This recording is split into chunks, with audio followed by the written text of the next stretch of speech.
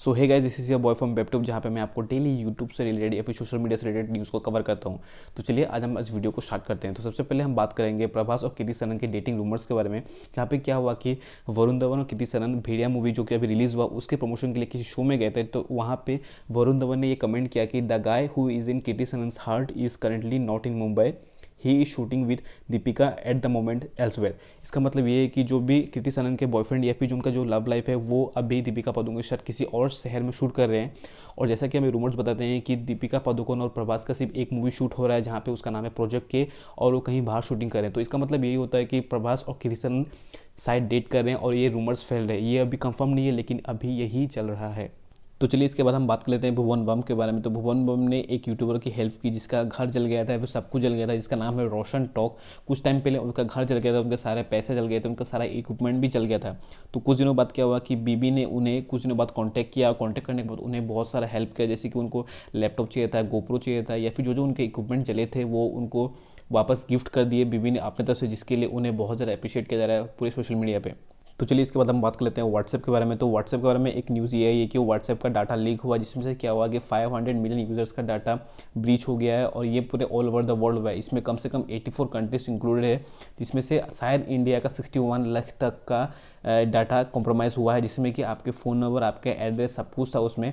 और ये बहुत बुरी बात हो जाती है अगर ये किसी गलत आदमी के हाथ लग जाता है, क्योंकि हैकर्स जो हैं वो इस डाटा को अभी बेच रहे हैं दूसरी कंपनीज़ को। अगर ये कंपनीज़ खरीद लेती हैं तो हमें इस डाटा से फिशिंग या फिर फ्रॉडलेंट एक्टिविटी जो करते हैं वो, जैसे कि हमें कुछ कोर्स बेचना हो गया, हमारे फेक एटीएम का जो पास मांगना हो गया, या फिर कुछ भी ट्रांजैक्शन होते हैं, हमारे फ़ोन पे कॉल आते हैं हमें अलग अलग नंबर से, तो ये सब हमारे साथ हो सकता है अगर ये नंबर्स को, अगर उन हैकर्स ने इन डाटा को सेल कर दिया तो किसी और के हाथों में। तो चलिए इसके बाद हम बात कर लेते हैं उर्फ़ी जावेद के बारे में। तो क्या उर्फ़ी जावेद को दुबई में बैन कर दिया गया है? तो हाँ, इससे रिलेटेड एक आर्टिकल है जिसमें कि क्या कहा गया है कि उर्फ़ी जावेद को दुबई में बैन कर दिया गया है, लेकिन उर्फ़ी जावेद ने एक रीज़न दिया कि उनके जो पासपोर्ट है उसमें उसका सरनेम नहीं है, उनका सिर्फ नाम उर्फ़ी है।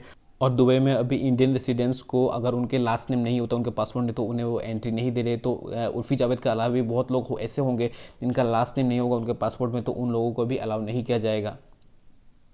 तो चलिए इसके बाद हम बात कर लेते हैं एक वायरल वीडियो के बारे में, जहाँ पे क्या होता है कि एक लेडी एक पटरी पे लेटी होती है, यानी कि रेलवे ट्रैक पर लेटी होती है, और उनके ऊपर से ट्रेन चला जाता है लेकिन उनको कुछ भी नहीं होता, वो फ़ोन पे बात करती रहती है। तो आप इस वीडियो को यहाँ पे देख सकते हैं।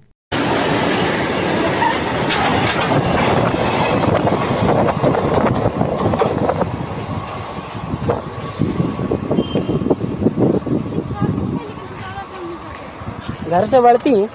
हाँ बस समझती है। नहीं यार, जीवी को मतलब ही क्या है। तो आज के लिए बस इतना ही। अगर ये वीडियो आपको अच्छा लगा हो तो please do like this video, और इस चैनल को सब्सक्राइब भी कर लेना, क्योंकि इससे चैनल को पुश मिलता है। तो प्लीज़ सब्सक्राइब कर लेना। तो मिलते हैं अगले वीडियो में।